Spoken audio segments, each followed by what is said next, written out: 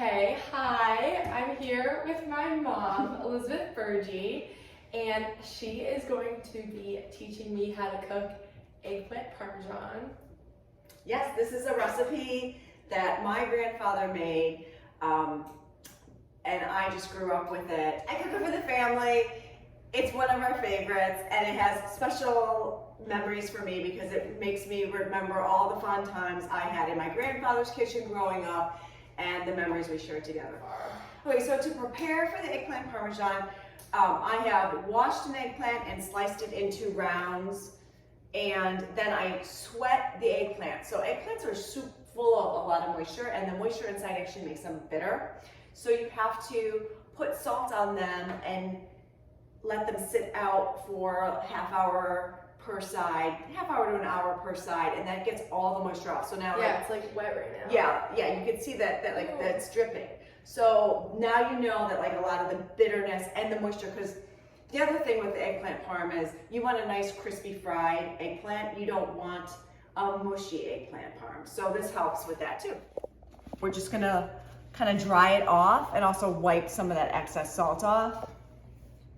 And we do that to each piece.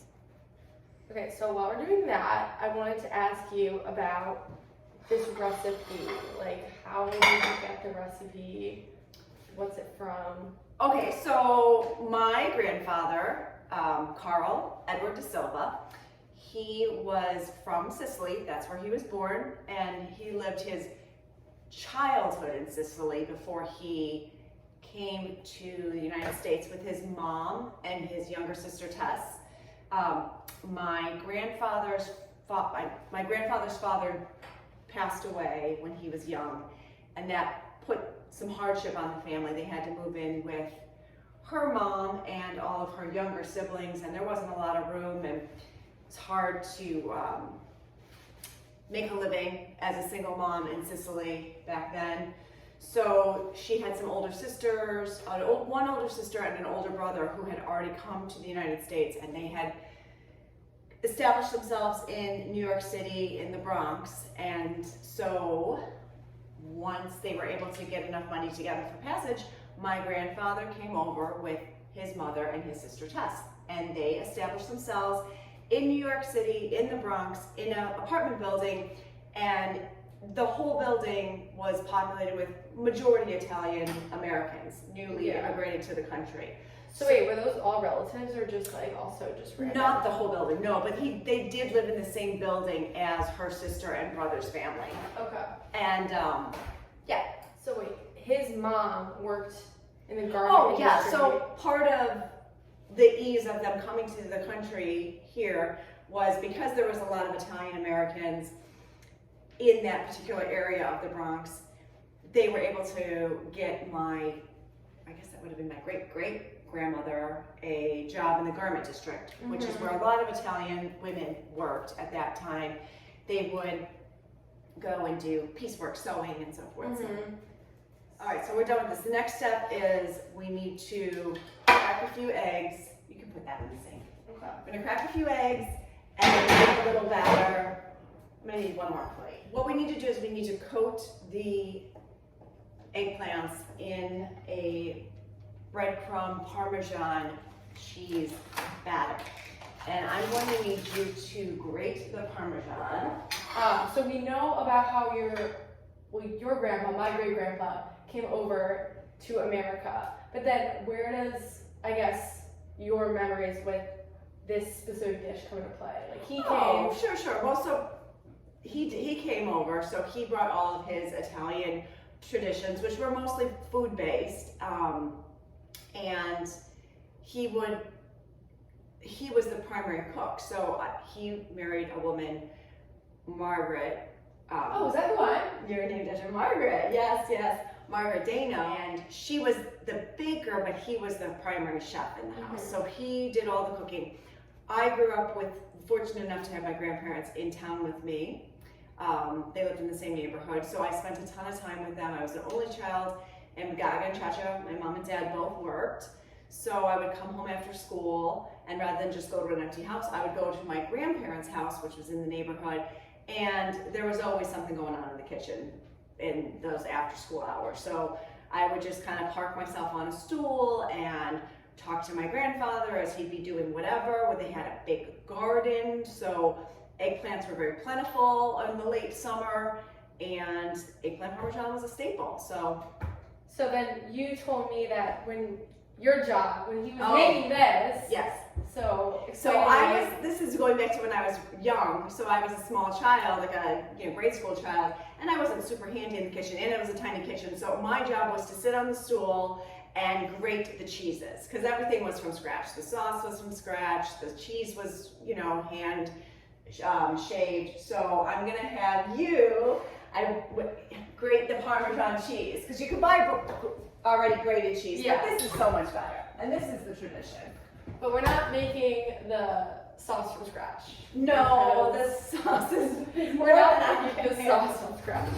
But yes, everything else is authentic. Wait, so what are we doing with the eggs right now? Okay, so you get started on the Parm cheese, grating it, and I am just going to make a little egg wash to dip the zucchini in, so that when we bread it with the breadcrumbs and then the Parm cheese that you're gonna add, we coat it with this, but we need the egg mixture to. So you just crack the egg onto the plate? Yeah.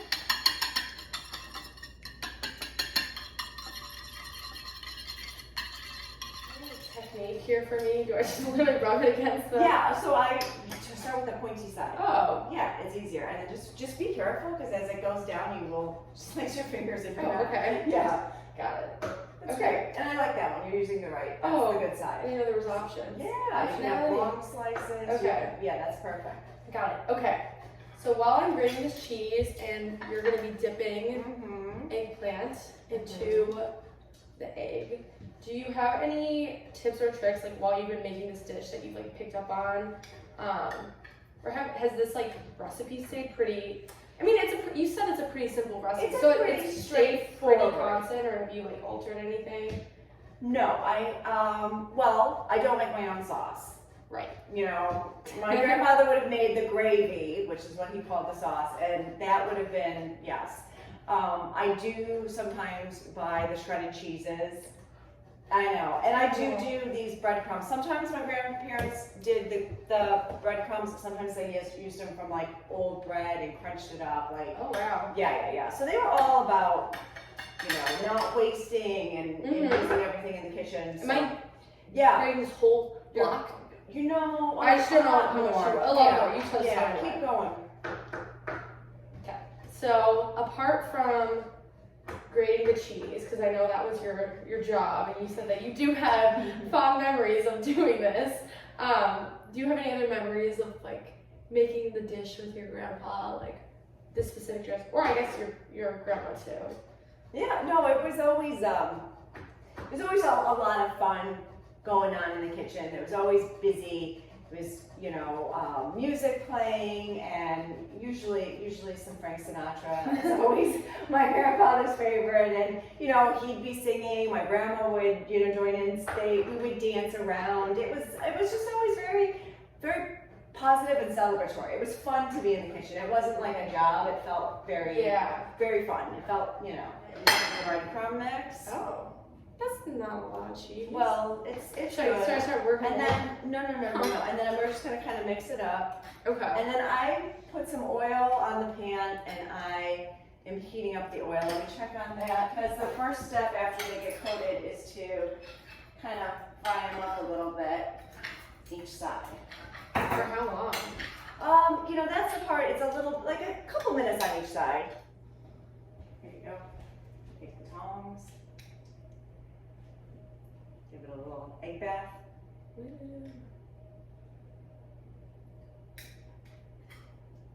Great. That's too much?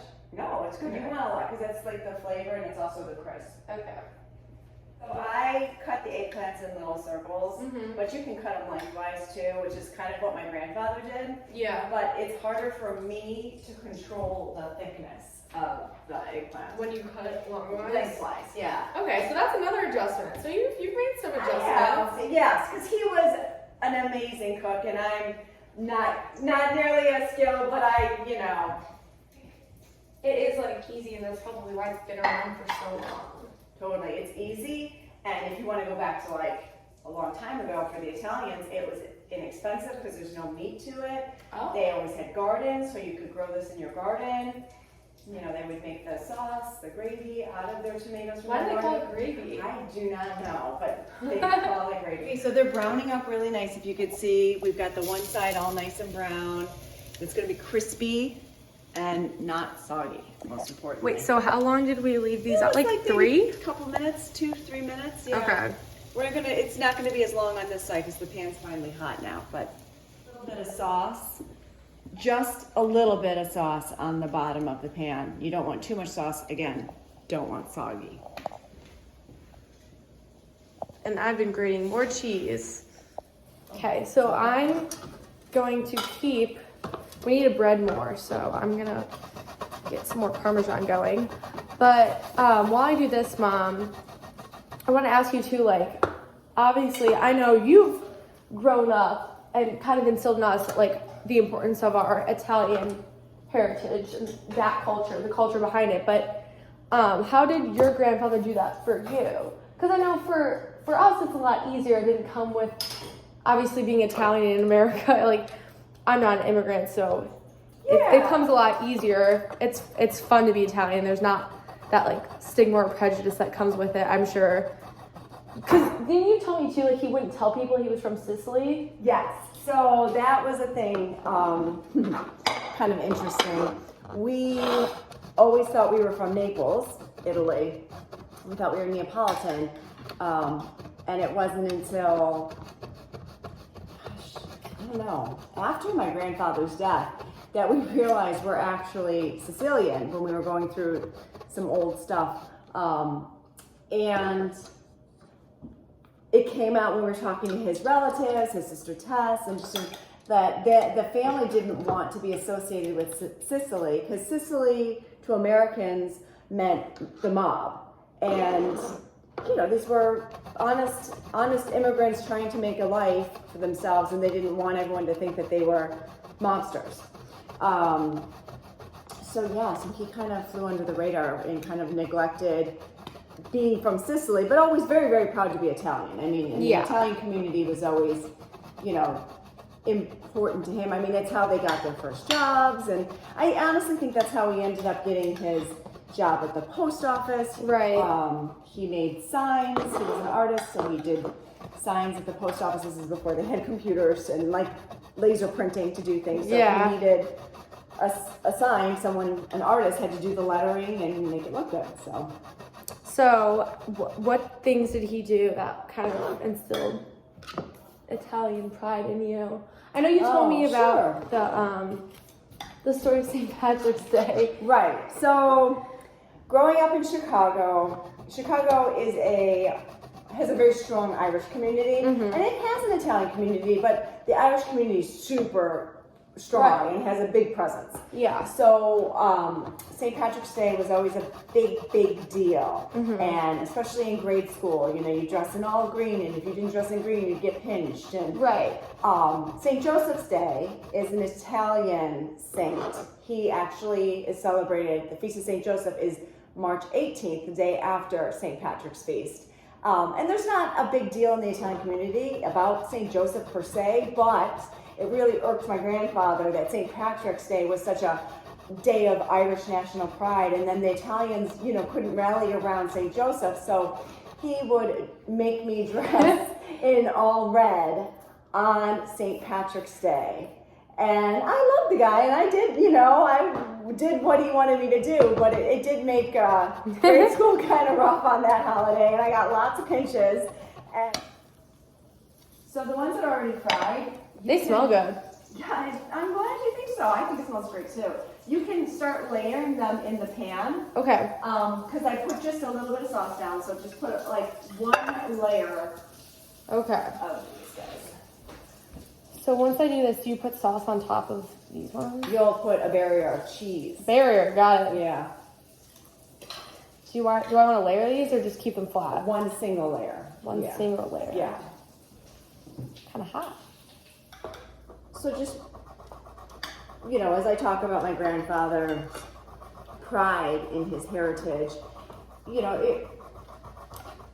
it was the way that he and his family survived. You know, by being Italian, they came to this country and everything was so foreign and different that they needed this community of other Italians to support, who have gone before him, to support them. And so they leaned into their heritage in a way that I don't think we have to do as much anymore. You know, we're such a melting pot, and I think people just group anyone from Europe in a group now. Like, you don't have that same individual pride as much. Right. I feel like I have a lot of the same memories, which is kind of like cute to think about of you making this dish, because you've been making this dish, you know, forever, as long as I can remember. Yes. And this is one of the meals that we eat together as a family that everyone likes. Like, just because it's so simple, I feel like when we do have family meals, it's eggplant parmesan, and it just kind of reminds me of family. So that's sweet. Oh, I'm glad. That makes me really happy. I feel like your grandpa would have liked that. Oh my gosh, he would have loved that. Yeah, I do. I mean, I do feel a lot closer to him. I think about him whenever I'm making it. It brings back a lot of good memories, and I feel like I'm doing him proud by keeping this going. We've layered a bit of Parmesan cheese on top of the first layer of eggplant here. That's mozzarella cheese. Mozzarella. You know, I never order this in restaurants because a lot of the times it's just, you know, there's a lot of different ways to make this, and it just isn't. It's not the same. It's not the same. It hits different.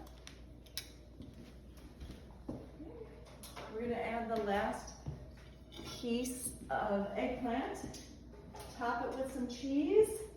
Oh, do you want to do some fresh basil on top? Yeah. All right, let's do that. We're gonna need to cut that up a little bit. This is it. This is the cheese finale, and then we'll sprinkle. What about this? Yeah. We'll sprinkle that on. We'll sprinkle some of this, some of that, and then top it with the basil. Go ahead, So we're doing mozzarella, and then we're doing Parmesan. Is the Parmesan like just a sprinkle, or do like that. are we generous more?